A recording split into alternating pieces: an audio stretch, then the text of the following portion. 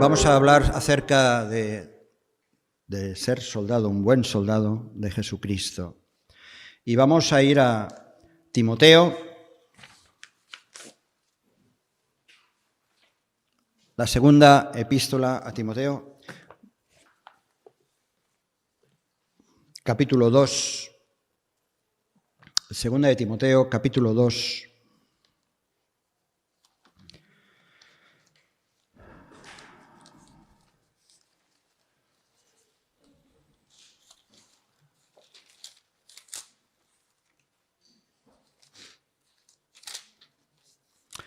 Capítulo 2, versículos del 1 al 13. ¿Tenéis? Segunda Timoteo, capítulo 2, versículos del 1 al 13.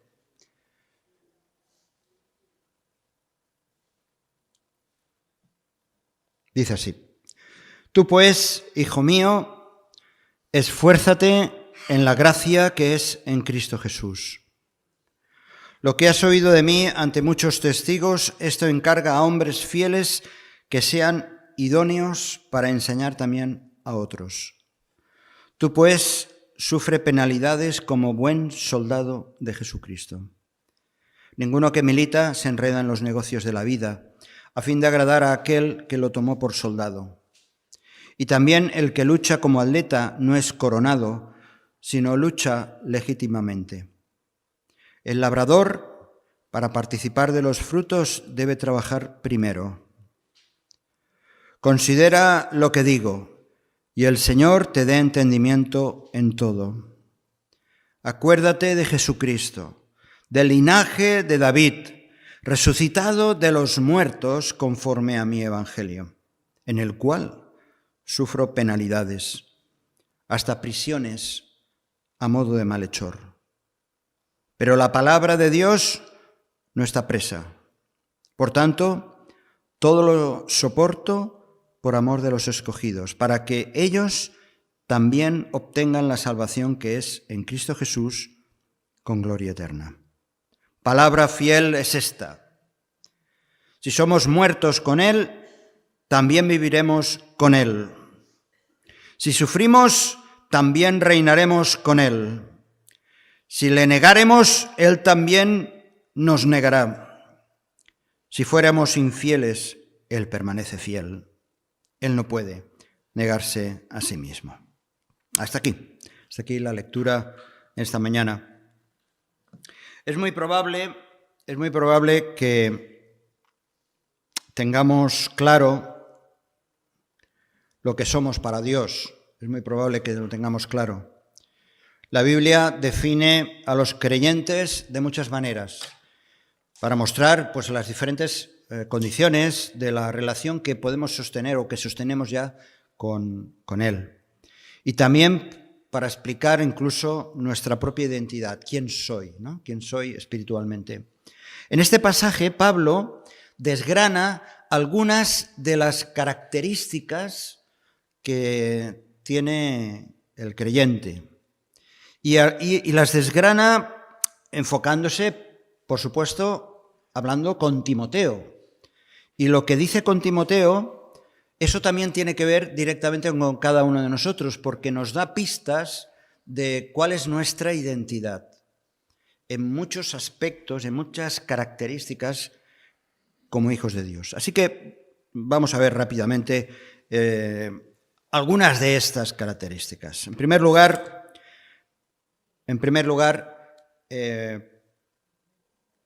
Pablo empieza así, diciendo: tú pues, hijo mío, fortalécete, dice, en la gracia que es en Cristo Jesús. Evidentemente, Timoteo no era un hijo natural de Pablo, ni siquiera un hijo adoptado, ¿no? Pero sí que era un hijo espiritual. Y era un hijo espiritual que llegó a serlo bajo el ministerio de Pablo, bien joven, que este joven, se convirtió a Cristo, se entregó a Cristo y por lo tanto se convirtió también en un hijo de Dios, Timoteo. Un hijo de Dios nace en la familia de Dios por medio de la fe en Cristo. Esto lo sabemos perfectamente. Dice 1 de Pedro, pues habéis renacido no de simiente corruptible, no a través de algo natural simplemente, sino, dice, incorruptible, por la palabra de Dios que vive y permanece para siempre. Así que Timoteo pertenecía a la familia de Dios porque era un hijo de Dios. Pero le dice Pablo, tú, hijo mío, fortalécete en la gracia que es en Cristo Jesús. Fortalécete en la gracia que es en Cristo Jesús. ¿Y por qué se tenía que fortalecer? Si crees que puedes reunir todo el valor que tengas y salir a la vida cristiana para alcanzar madurez por tu propia cuenta, ya está claro, te aviso. Y si no te aviso, lo sabes, es un fracaso. Si tú quieres madurar por tus propios esfuerzos en la vida cristiana, fracasas, fracaso. Y es cierto que si intentamos hacer eso, caemos en un legalismo pretendiendo cumplir una serie de normas. Pablo no dio reglas. Pablo exponía la palabra para decirle a un hijo de Dios, como tú, a una hija de Dios, como tú y como yo, cómo vivir la vida cristiana. Y Pablo, a través de sus escritos, así lo hace. Pero en este momento Pablo habla de la gracia, y es que somos salvados por gracia, eso lo sabemos. Somos salvados por gracia. Y ahora tenemos que vivir, y es importante, por la gracia de Dios actuando en nuestra vida. Por eso le dice Pablo a Timoteo, fortalécete, esfuérzate en la gracia que es en Cristo Jesús. No fortalécete en ti mismo, porque estaríamos llenos de egoísmos, de medallas que nos colocaríamos, sino fortalécete, esfuérzate en la gracia de Dios que continúa actuando en tu vida. Y eso nos da oportunidad de tener una mayor relación con nuestro Padre Celestial. Nuestro Padre Celestial. Cuando las cosas andan mal, podemos ir a Él, como hemos estado cantando al principio, podemos ir a Él, acudir a su gracia, apelar a su gracia, y cuando nos sintamos fracasados, lo que no podemos hacer es huir de su presencia, porque el Padre Celestial siempre va a estar ahí. Somos hijos, como Timoteo, de nuestro Padre Celestial. Por eso, a partir de ese momento, Pablo, reconociendo esa realidad en Timoteo, le dice, lo que has oído de mí ante muchos testigos,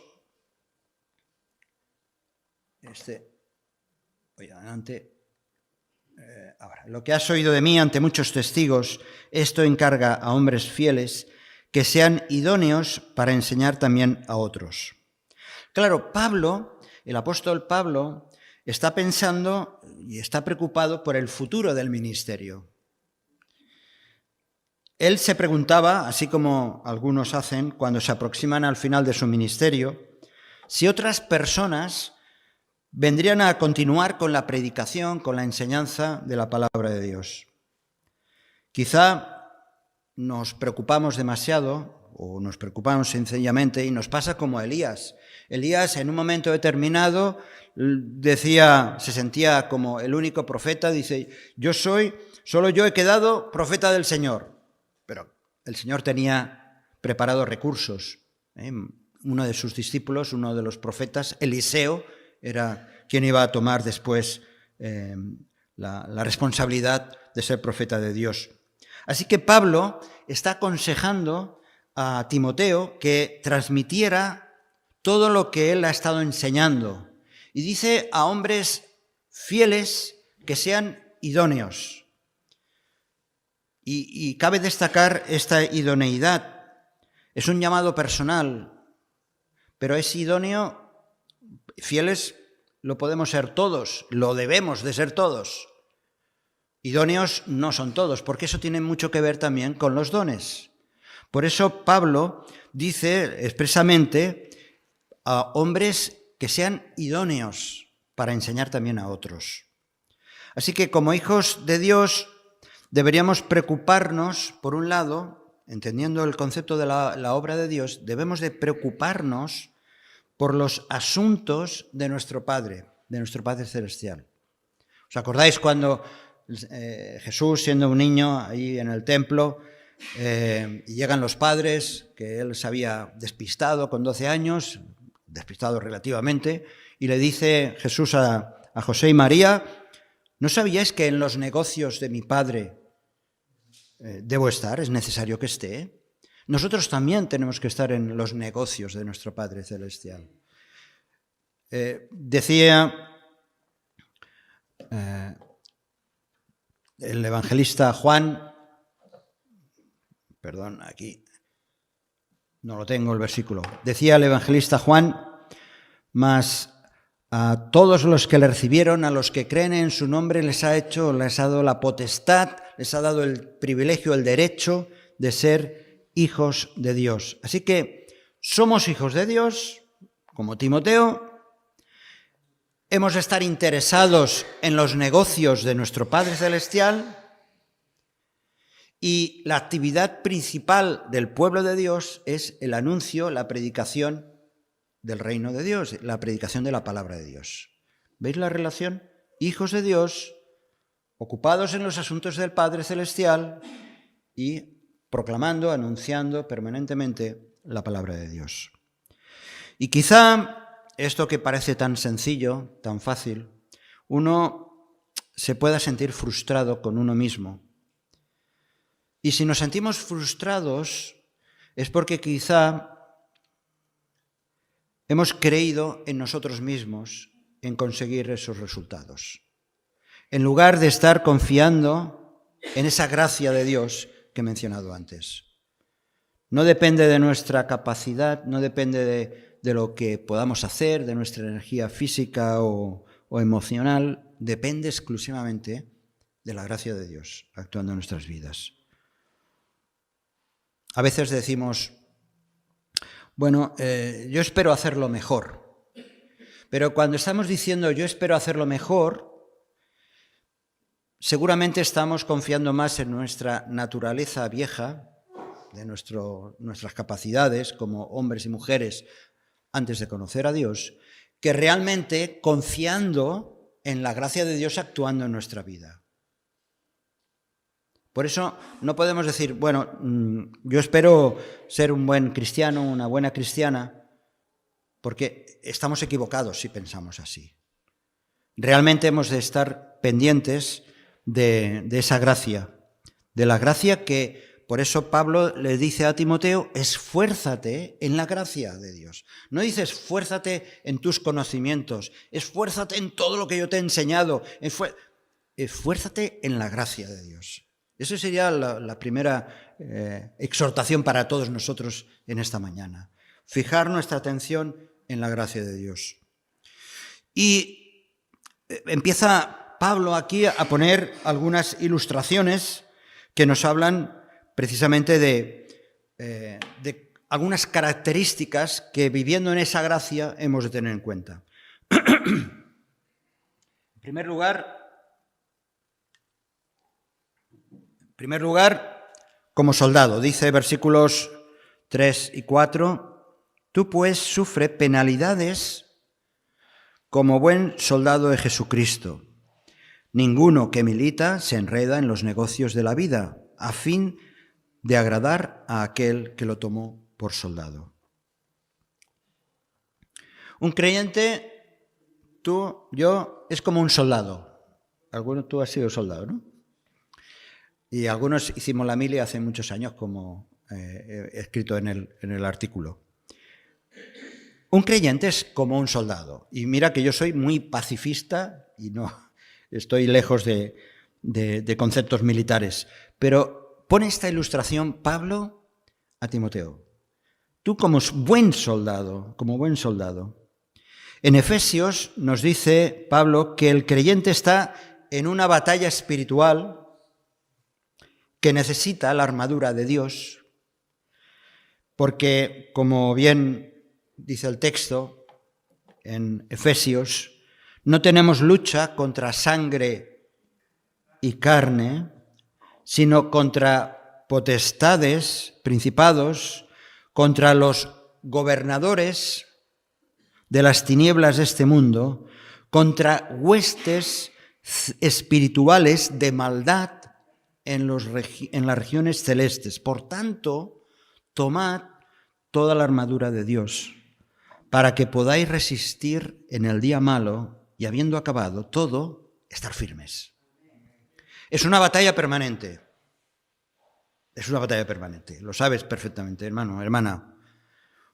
No podríamos imaginarnos, ¿verdad?, a un soldado que en plena batalla le dijera a su superior: un momentito que me voy a tomar vacaciones, quiero visitar a la familia y luego vengo y disparo. O luego vengo y defiendo la trinchera. Eso no. Sería considerado más bien como un desertor. Como un desertor.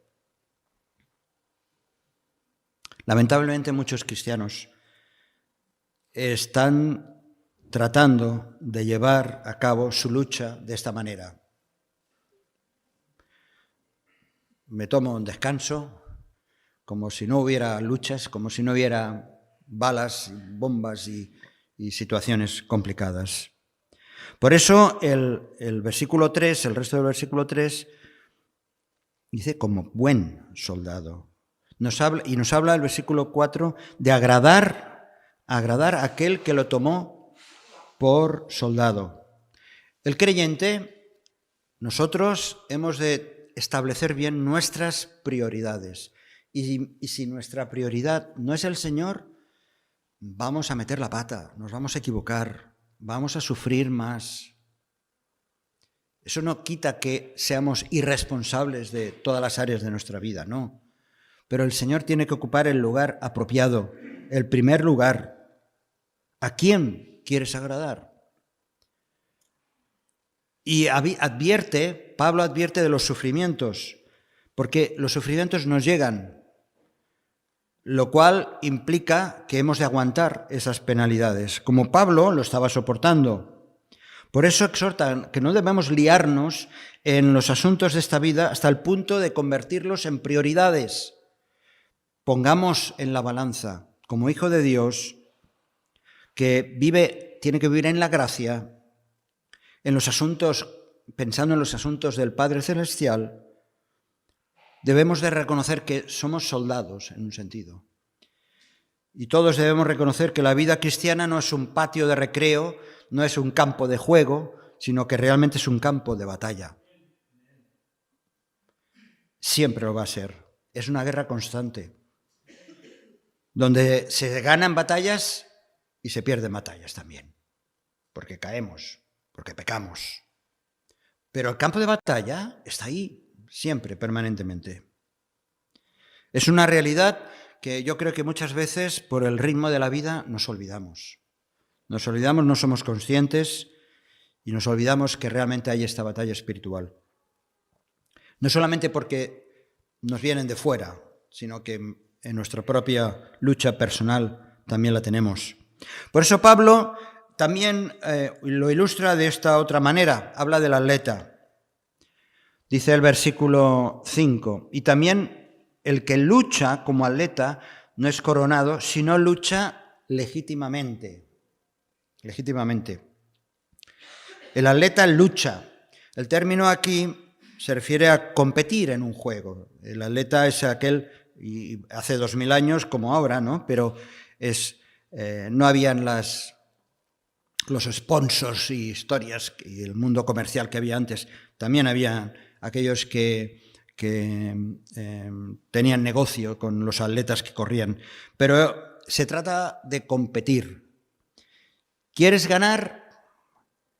Y estás haciendo todo lo que puedes para ser el ganador. En otra de sus cartas, el apóstol Pablo habló de la vida cristiana como un circuito de carreras, de manera que dice: prosigo a la meta, al premio del supremo llamamiento de Dios en Cristo Jesús. Y en 1 Corintios, Quiero leer 3 versículos. 1 Corintios capítulo 9, versículos 24 y 27. Dice: ¿no sabéis que los que corren en el estadio, todos a la verdad corren? Pero uno solo se lleva el premio. Corred de tal manera que lo obtengáis. Como si fueras el único, como si fueras el mejor, la mejor. Corre, avanza. Dice: todo aquel que lucha, de todo se abstiene. Ellos a la verdad para recibir una corona corruptible, pero nosotros una incorruptible. Así que yo de esta manera corro, dice Pablo. No como a la aventura, no simplemente a ver qué hago, a dónde llego, cómo voy. Dice, no corro como a la aventura. Dice, de esta manera peleo. No como quien golpea el aire, sino que golpeo mi cuerpo y lo pongo en servidumbre.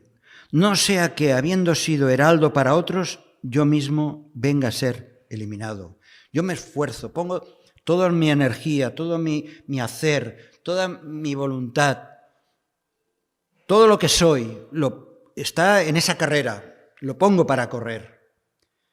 Dice, no sea que yo mismo venga a ser eliminado si no hago esto. Qué retos. Pablo dijo que quería mantener su cuerpo bajo control, lo cual significa, todo esto significa esfuerzo, significa cansancio, sudor, rutinas provechosas. El objetivo, pues, del apóstol era correr la carrera de tal manera que el que estaba al final de la carrera, allí está el Señor Jesús. No hay otro propósito que, dice, corro hacia la meta, al llamamiento del supremo llamamiento que es Cristo Jesús. Porque Él va a ser el que al final va a decir, bien buen siervo y fiel. Lo va a decir el Señor. Nadie más, ni yo, ni ningún predicador especial. Un hijo de Dios ha de luchar en el sentido de esforzarse. Dios quiere que tú ganes la carrera. Esa es la voluntad del Señor. No es que te quedes en el camino, en el arcén. No es que otros vengan y te adelanten, no importa eso, pero tú has de correr. Aquí dice que el atleta tiene que luchar legítimamente, es decir, nos habla de integridad, Y no hay atajos para vivir la vida cristiana. ¿Verdad que en una carrera, sea de maratón o de ciclismo, verdad que si alguien coge un atajo, se sale de la ruta, no es premiado, al contrario, es castigado, ¿verdad? Pues hay un camino que es Jesucristo. Es ese camino que hemos de seguir. Tenemos que estudiar la palabra, tenemos que conocer la palabra para no despistarnos, para no desorientarnos. Tenemos que conocer la palabra para seguir de cerca y conocer la voluntad del Señor y lo que Dios quiere cumplir en nuestras vidas. Sigue diciendo Pablo en Timoteo, la otra ilustración que pone es la del labrador.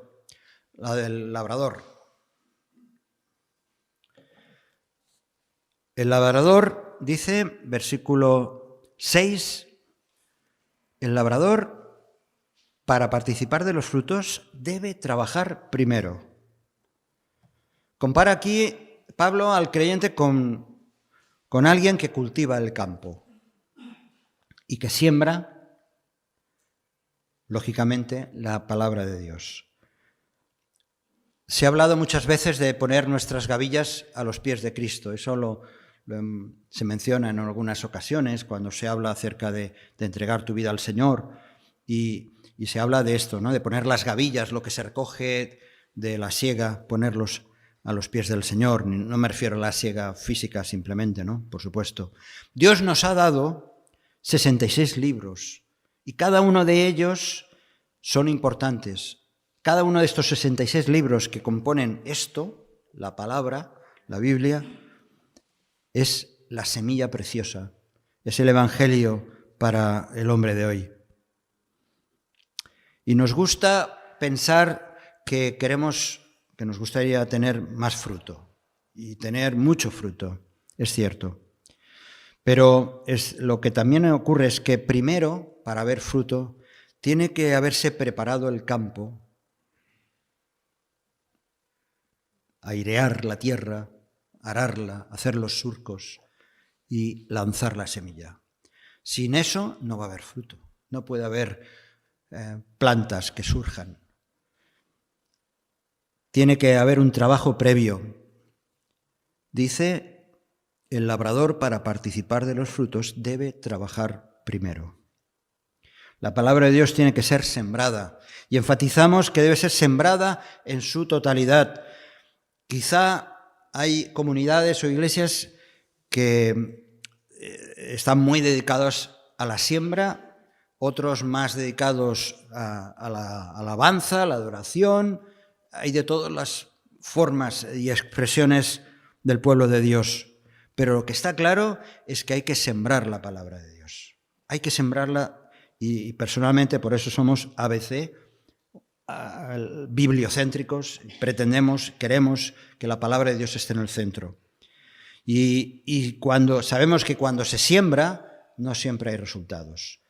Se han repartido todos estos años evangelios, se han regalado Biblias, hemos hecho actos y seguiremos haciendo actos evangelísticos, hemos de hacer más y mejor todavía, pero como dice el Salmo 126, los que sembraron con lágrimas, con regocijo segarán, pero hay que sembrar con lágrimas. Eso significa esfuerzo, eso significa rechazo, eso significa no ser escuchado, eso significa incluso manifestaciones satánicas. Pero dice que los que sembraron con lágrimas, con regocijo segarán, irá andando y llorando el que lleva la preciosa semilla. Y somos testigos. Somos testigos. Hemos llorado muchas veces y quizá tenemos que llorar más. Pero somos testigos que sembrar la palabra de Dios trae sufrimientos, trae problemas y muchas veces llorar y no saber por qué tienes que llorar porque ves que no hay respuesta como debería haber o hay un rechazo o a veces surgen situaciones muy complejas en una comunidad. Pero dice, volverá a venir con regocijo trayendo sus gavillas. Ese es el resultado final. ¿Hay que llorar? Pues se llora, pero se llora porque se siembra. Y si se siembra, va a haber fruto. Esa es la seguridad de parte de Dios. Y entonces Pablo, como si fuera un paréntesis, dice, acuérdate de Jesucristo.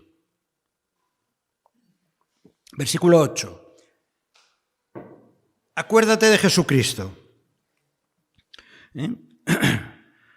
Del linaje de David, resucitado de los muertos, conforme al Evangelio, en el cual sufro penalidades. Acuérdate. Aquí es significativo que Pablo interrumpe estas ilustraciones que está presentando de lo que es un cristiano y de pronto dice, acuérdate de Jesucristo. Y eso es como, estás despistada y pon tu mirada en Jesucristo. Y esto nos indica que el Señor realmente tiene que estar en el trono, en el lugar principal. Y recalca la afirmación, dice que fue resucitado de los muertos. Esto es algo que continuamente Pablo está diciendo, resucitado de los muertos, que no es cualquier cosa, que no es para decir esto no es tan importante, resucitado de los muertos. Conforme a mi evangelio. Claro, Pablo no era el fundador, por supuesto, del cristianismo, para nada, pero era algo que él proclamaba, que era su vida, que su dedicación y lo que él estaba enseñando a Timoteo. El consejo que Pablo le estaba dando a Timoteo era su propia experiencia, no era simplemente alguien que explica, que enseña, que dice, bueno, yo aquí te enseño y haz tú luego lo que puedas y lo que quieras. No, era su propia experiencia. Dice el versículo siguiente, versículo de 9 al 10, en el cual sufro, como soldado él, Pablo, en el cual sufro penalidades, hasta prisiones a modo de malhechor, como si yo fuera un asesino, un criminal, un ladrón. Dice, pero la palabra de Dios no está presa. Por tanto, ahí viene la fortaleza, todo lo soporto por amor de los escogidos, para que ellos también obtengan la salvación que es en Cristo Jesús con gloria eterna. Si afirmas públicamente tu defensa de la palabra de Dios, posiblemente vas a tener problemas. Y eso es obvio. Y Pablo se metió en problemas por predicar la palabra de Dios, hasta el punto, pues ya lo sabéis, de ser detenido, de estar en una cárcel como si fuera un criminal. Estuvo en esa situación por predicar la palabra de Dios. Y él necesitaba acordarse de Jesucristo. Dice, acuérdate de Jesucristo. Pero luego afirma, un momento, que la palabra de Dios no está presa, estoy yo, pero la palabra de Dios corre, está libre, es libre, va por todas partes, no hay quien la detenga, no hay quien la impresione. La palabra de Dios no está presa. Y Pablo es cierto que estaba encadenado y él descubrió que por esa difundir en el imperio romano, en el mundo romano, aquel dictador de dictadores, el César, que intentó silenciarlo, Pablo sabía que esa lucha por parte de los poderes no iba a impedir que la palabra de Dios estuviera encadenada, todo lo contrario. Y nos olvidamos de esta verdad. La palabra de Dios, aunque nosotros nos sintamos muchas veces fracasados o que no damos la altura, que no estamos corriendo como debiéramos, que no somos cristianos maduros, la palabra de Dios va a seguir siempre igual, con el mismo poder. Y por eso acaba Pablo de una manera magistral.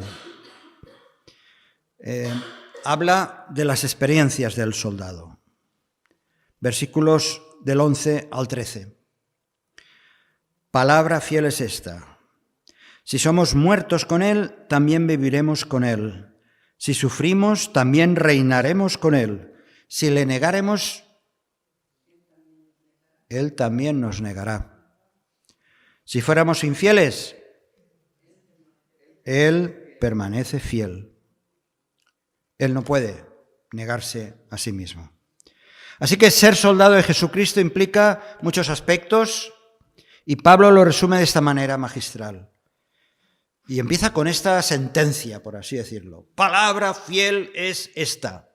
Palabra fiel es esta. No hay margen, no hay falsedad, no hay variación. Palabra fiel es esta. La palabra de Dios es viva y eficaz. Tiene poder en sí misma. Por la acción del Espíritu Santo. Lo ha tenido en nuestras vidas, lo sigue teniendo. Y lo va a tener en las vidas de otras personas. Por lo tanto, prestemos máxima atención a la voluntad de Dios. Pablo presenta varias posibilidades y las consecuencias que pueden suceder como soldados de Jesucristo, varias consecuencias. Primero, dice, si somos muertos con Él, también viviremos con Él. Esta frase, si somos muertos, podría decir esta frase, si hemos muerto con Él. No solamente si somos muertos, si hemos muerto con Él. ¿Cuándo fue que nosotros morimos con Él? Cuando venimos a Cristo y le recibimos como nuestro Salvador, su muerte que sucedió hace más de 2000 años, su muerte que sucedió, se convierte también en nuestra muerte. Si hemos creído en Cristo, entonces nos identificamos con esa muerte. Y también somos, dice la Escritura, resucitados con Él. Y aquí estamos. Y los que nos han precedido no están muertos, son polvo. Pero también dice, tanto aquellos como nosotros somos resucitados con Él. Y esto es lo que el bautismo, de una manera simbólica, nos recuerda. Hemos muerto con Él, somos resucitados con Él. Por lo tanto, nuestra vida fluye a través de nuestra relación con Cristo. Porque hemos muerto con Él y vivimos con Él. Y gracias a Él.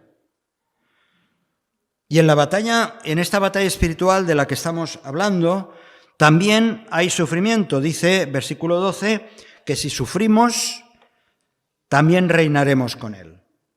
Por lo tanto, sabemos que en la batalla espiritual hay sufrimiento.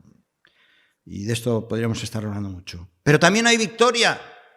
También hay victoria que acabará, esa victoria que acabará con la victoria de nada menos que de estar reinando en el reino de Dios, compartiendo las glorias de nuestro Señor llamado Señor Jesucristo. Si sufrimos, también reinaremos con Él. Hay muchas promesas de la palabra de Dios acerca de esto. Pero en la lucha, cabe la posibilidad de negar nuestra fe, de ser, en términos, como decíamos antes, en términos militares, un desertor. Dice que si le negáremos, Él también nos negará. Son palabras fuertes. Son palabras fuertes porque trae consecuencias, ¿no? Dice que si le negamos, como le pasó a Pedro en un momento determinado, que luego fue restaurado, si le negáramos, Él también nos negará. Señor Jesús hablaba, ya lo sabéis, muy bien y muy fuerte. Él decía, no todo el que me dice Señor, Señor, entrará en el reino de los cielos, sino aquel que hace la voluntad de mi Padre que está en los cielos. En otros momentos, hablando de los últimos tiempos, aquellos que no hicieron lo que debían hacer, les decía estas palabras tan fuertes, dice, apartaos, malditos, apartaos de mí, malditos, al fuego eterno preparado para el diablo y sus ángeles. Así que está claro, aquel que niega a Jesucristo va a recibir condenación eterna. Ahora bien, hay algo, y con esto vamos acabando, hay algo que nos da esperanza. Dice, si fuéramos infieles, Él permanece fiel. Si fuéramos infieles, Él permanece fiel.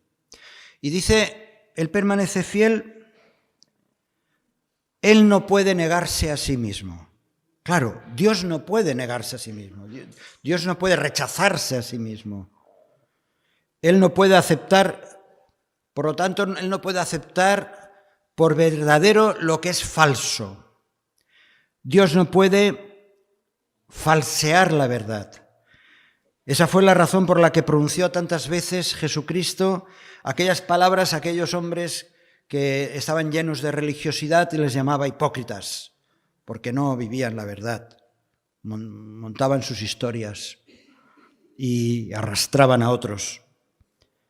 Si Cristo aceptara a alguien que no es genuino, si Cristo aceptara a alguien que no es verdadero, entonces se negaría a sí mismo. Y dice que no puede negarse a sí mismo.